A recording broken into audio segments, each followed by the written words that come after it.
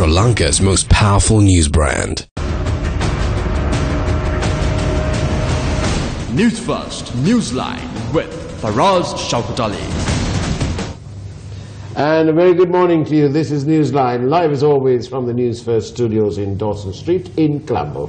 And of course we broadcast on TV1, live on TV1, and it's live on Facebook. And a little bit later on, the entire segment will be on YouTube. Just type in Newsline TV1. And this morning, isn't it wonderful? The public who waited so long, ever so long, were finally given an opportunity to set their eyes on that much-awaited Commission of Inquiry into the issuance of bonds by the central bank. It was finally out. It came out electronically, and there was a long delay whilst people were all trying to download that. But to join us and to go through some of those things contained in this 1,300 plus page report that was handed to Parliament is Mr. Rusiripala Tennakoon. Very good morning to you, Mr. Rusiripala. Good morning, Faraz. Are you happy? Are you beaming because you've suddenly got hold of this bond report? Most certainly. Really? Most certainly. I'm very happy. Why are you happy? Because it gives me a sense of relief, you know, after a long wait of more than 1.5 years, Yeah. and for a commission to fulfill its mission. Yeah. I think it's done. It's done in the end. And it has been done properly. Mr. Rusiripala, last night on the news, we pointed out that this is all possible because of the strong character of the media world in this country. The media battered and battered and battered.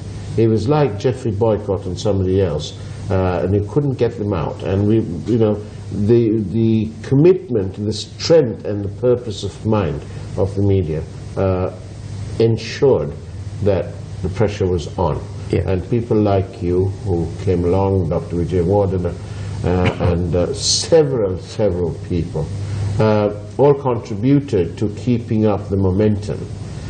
Do you think that you can now relax, or is there much work to be done? For us, in the first place, about your comment about the role of the media and the public-spirited people in this country, if you trace the passage of events of this episode, from the beginning, you will see there have been a couple of turning points in, you know, at different stages. The Pitipana committees, the statements made by the Prime Minister to the Parliament, followed by a Pitipana committee, a first COP, second COP, like that. All those turning points, if you trace back and see very carefully, have been as a result of the pressure that was brought on the authorities, the pressure that was brought on the authorities by the public-spirited people and the media, or through the media. If not, when we look back, things would have taken a different turn. Sure. And finally, when all these steps that were taken were not sufficient to satisfy the public eye, the president of this country had to intervene and then appoint an independent commission. You know what follows from there, Paras? Up to then, to the appointment of this commission, all what has been done cannot be called independent inquiries. What does it further mean? It means that the authorities failed on their own to conduct a satisfactory independent inquiry or investigation and bring out the facts by themselves.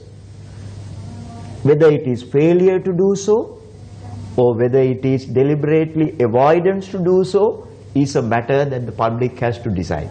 But what happened is, in the end, the last weapon that could be used by the president was very carefully, timely used by him. And today we are with a report, a very detailed report before us. You and I and the media and everybody who contributed are now seeking to go through it I wasted a lot of time yesterday till midnight to trace the website and see what we could see. But then we will have a printed version very soon. We can get that done.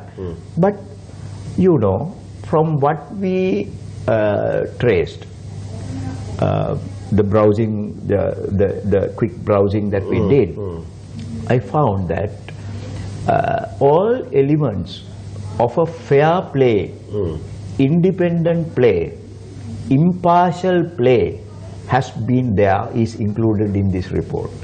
These are all factors that are very necessary for a commission report.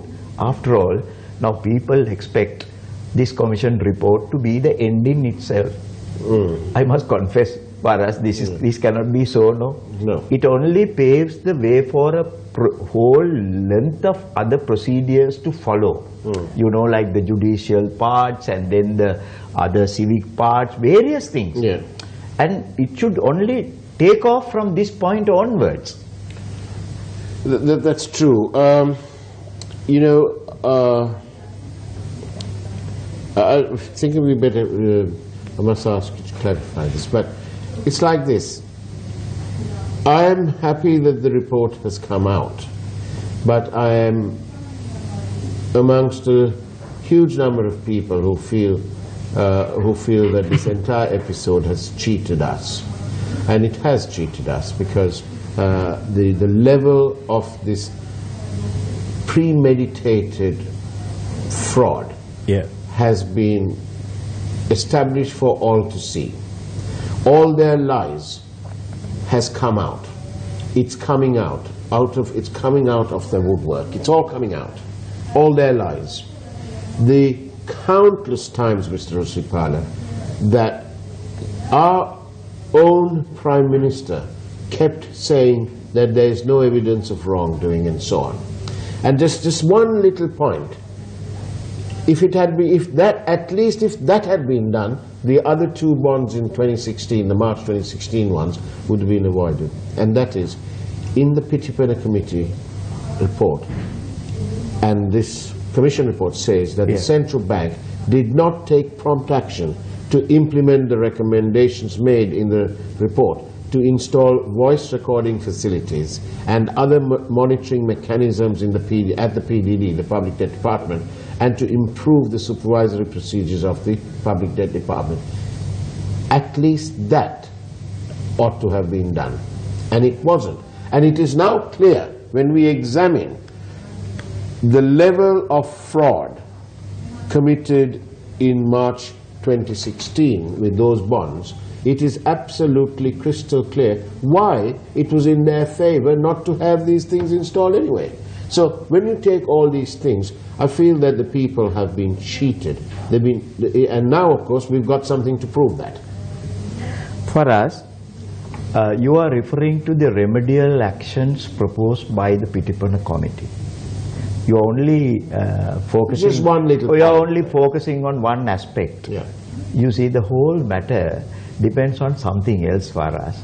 You know, the Pitipena Committee said there is something that is suspicious that has found. They have not found anybody, offensively found somebody responsible directly. They did not want to pinpoint.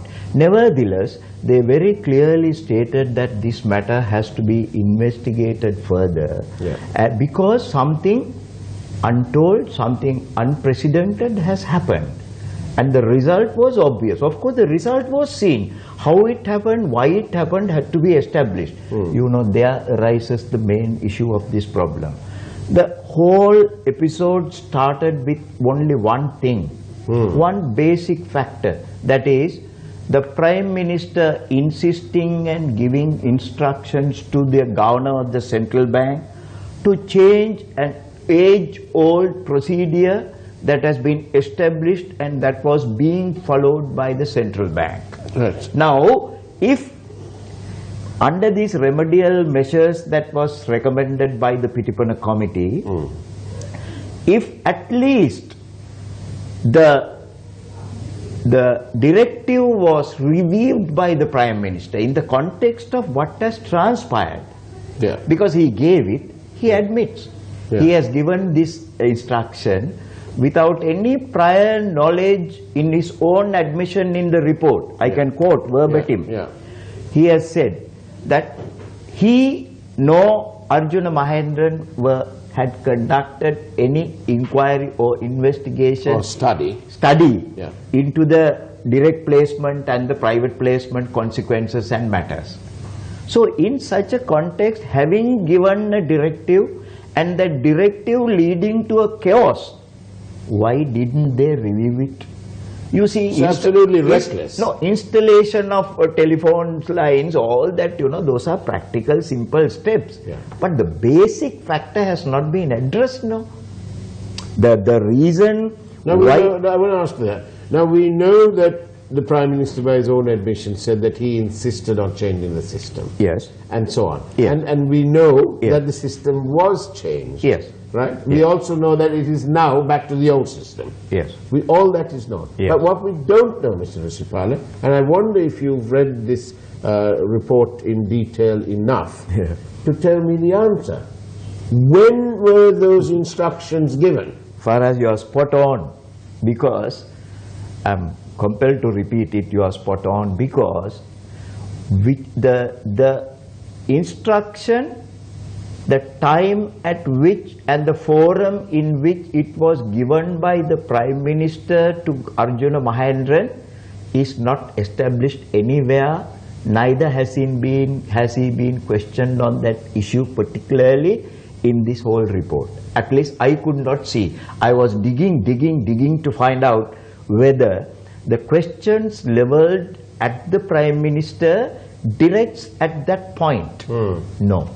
Now, this is very relevant in this context for us. Why? Because you have to look at it very objectively. I mean, this is not a exercise to whitewash somebody. But it does annoy me that we have to look at these things objectively when they've got away with the greatest robbery ever. Carry on. Nobody has got away. I don't. Well, it's up to now then. No. It is not. I don't agree with that contention, because this is not the end, this is the start. Of course. There are so many it is now things. that we need to all be united in our efforts to ensure that the recommendations that the people, not only do they recover the money, but those who did wrongdoing should be, through a proper judicial process, must be prosecuted. Those actions will have to take place now. The process has to start.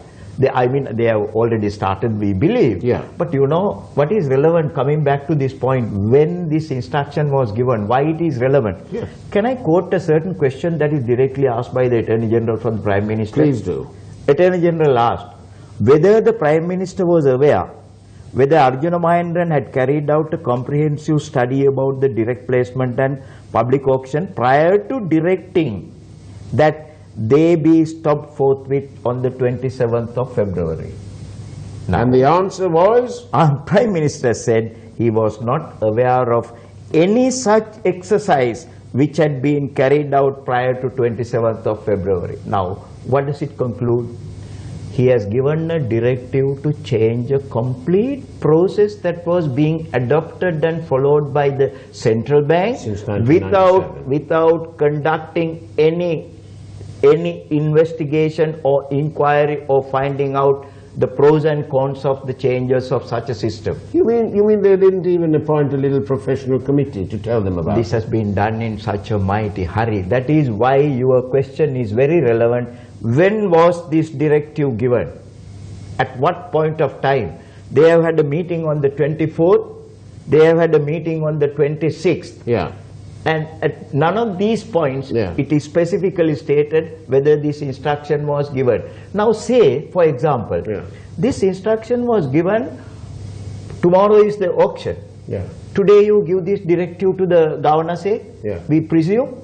How do you expect the Prime Minister, as he has stated in the evidence, that he expected the governor to follow the procedure? How can the governor follow the procedure following day the auction? Today you give the instruction. How can they submit a board paper to the monetary board? Now, this is a very relevant point. We have missed it. We have missed it. And secondly, the other thing, I would have loved to see, you know, the question that is given, the number of questions that have been stipulated in the Gazette notification issued by the proclamation of the President. Yeah. The warrant. Yes. Specific questions, a series of questions have been asked. Indeed. And this is an inquiry in the national interest. Absolutely. So we were all waiting for answers specifically to those questions. Absolutely. And if they care to address the issue, of course it's a very detailed report, yes, but we know, to make it very simple and understandable by people like us, yes. I mean, if they address the issues one by one and said, now for example, there is one question to say, who is responsible for any dereliction of duties that led to this whole loss to the country and the government? Now we want to know, we want an answer. We want an answer to that. That's there right. is no answer here.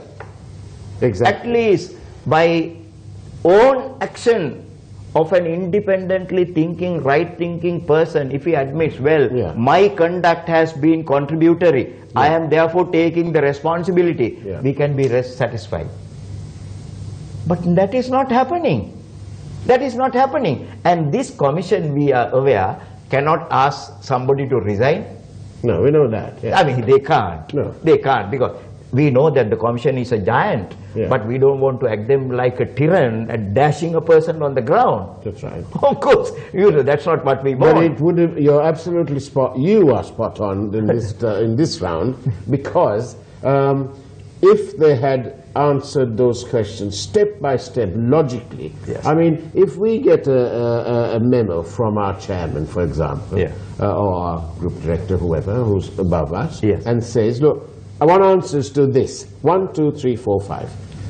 And if we send him a thing, I can tell you that we outside those, we'll be out on Dawson Street before you can say Jack Robinson, or before you can say James Bond. Your chairman being an exceptional man, I can imagine. You see, he won't tolerate to think like that. But no with any of our directors or any of our managers anyway. You see, the commission has in more than one place referred in this report that the behavior of the monetary board and the behavior of the conduct of the governor of the central bank should have been akin to the behavior of a company director and a company. Indeed.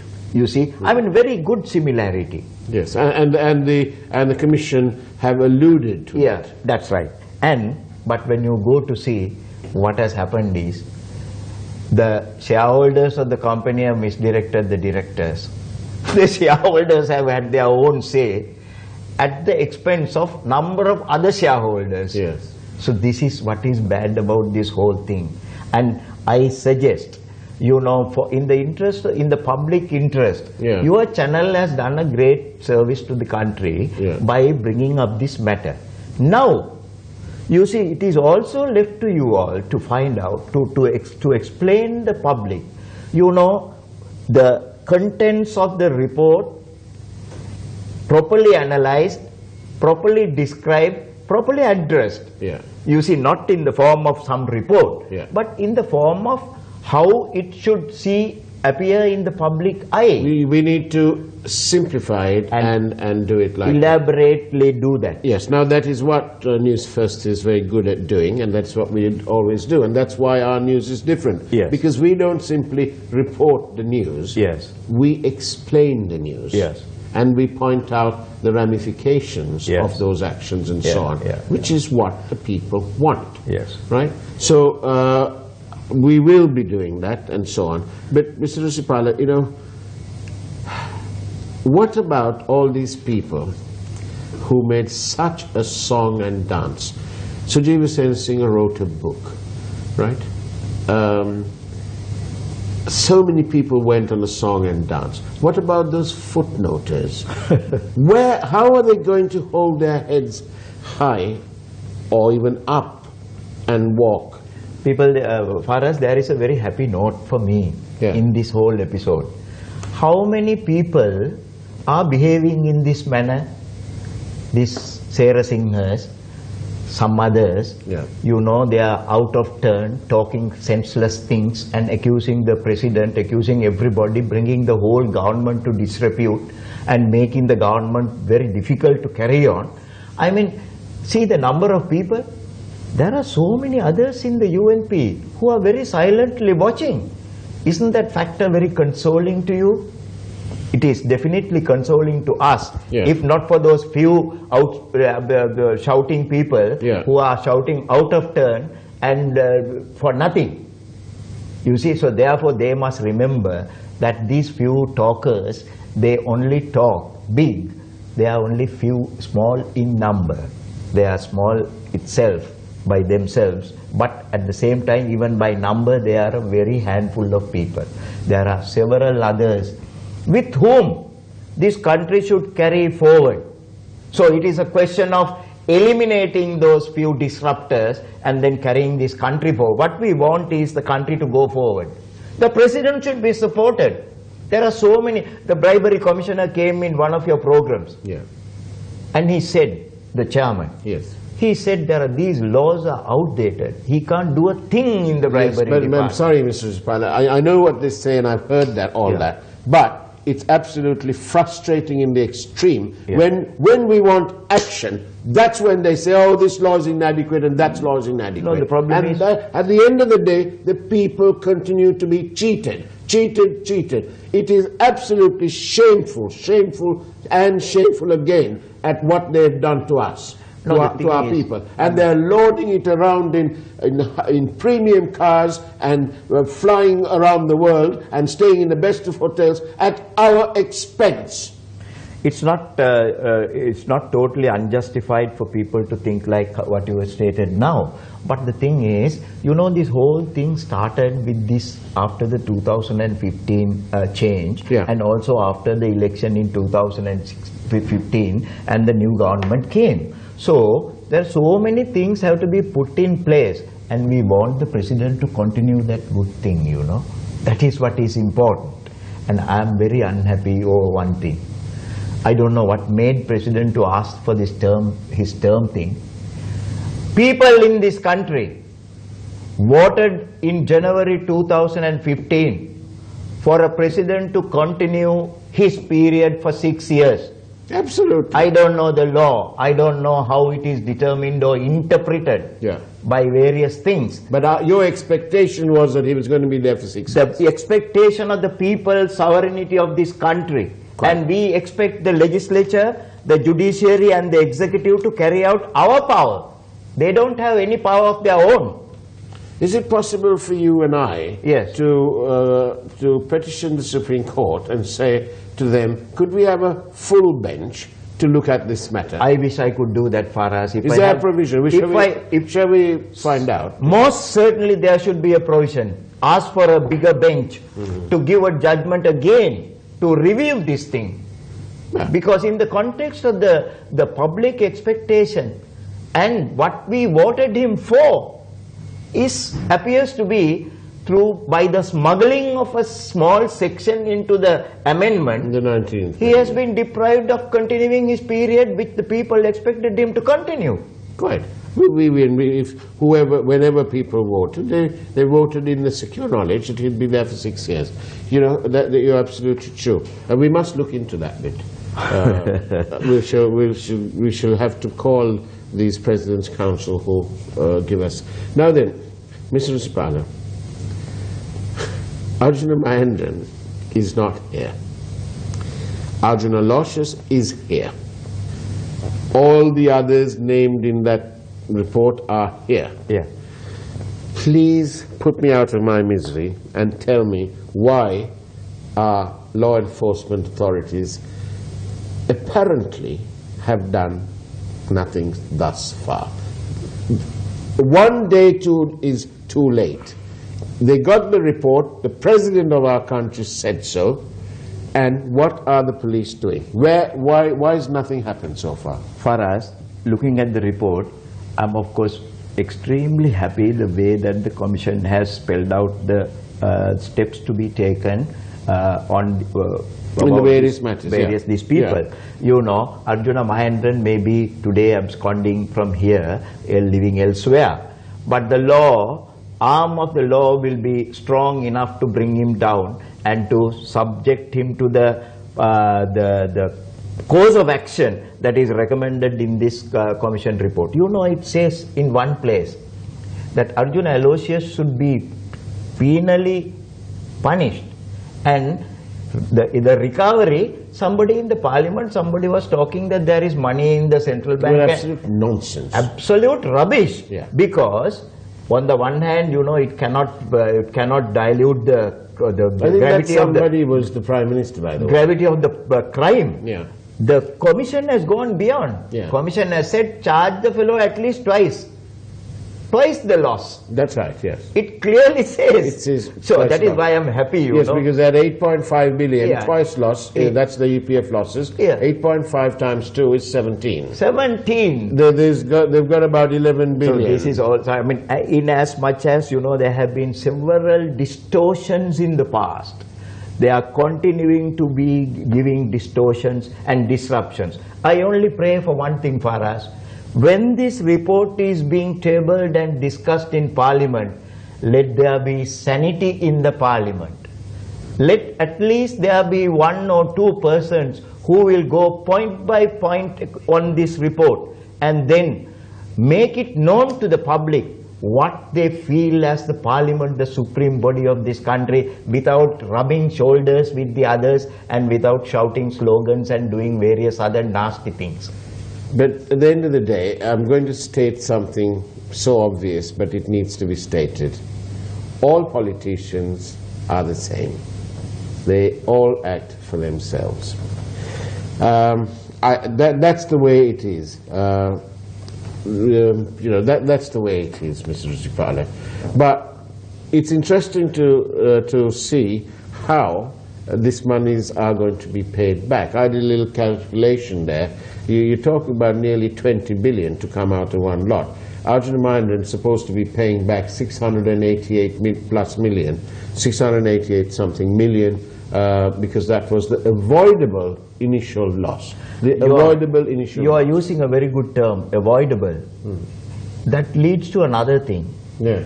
The inaction on the part of the authorities responsible to take proper decisions at proper times are equally responsible for the losses that have taken place. Particularly the losses that happened on the 29th of March 2016, 31st of March 2016 in the 2 bond issues, purely because no action was taken on the first thing. Who is responsible? If you're asking me, I believe that it is the Prime Minister. Because as the minister in charge of the subject. And because he asked, and it is in the report, he confirms that he did ask Mr. Mahendran to ensure that his son-in-law was out of the picture in short. There is a very strange thing in this report where he says why he did not take action. He was asked specifically. Yes. He said, well, the Parliament was taking action, therefore I did not take action. So he is now passing the blame to the Parliament. Well, entire Parliament should resign now. Well, you know, it's a serious matter. Very serious. We must all unite in this to maintain the momentum and to ensure that the monies are repaid and recovered in full, right, without any discounts, and also that anything wrong criminally, you know, under the penal code, that too must happen. It is recovery, or one without the other is not enough. May I add one little thing? Please. Recovery, criminal prosecution, judiciary course of action, all one aspect. There is another aspect. Ethically, morally and democratically, for the sake of good governance, that action should be taken by those politicians who are responsible. The Prime Minister should decide to step down like what Ravi Karunanayake did. Rusiripala Tennakoon, it's been marvellous having you on this program this morning. Thank you very much. And that's about it from Newsline this morning. We shall see you again, same time, same place tomorrow morning. Take care and God bless.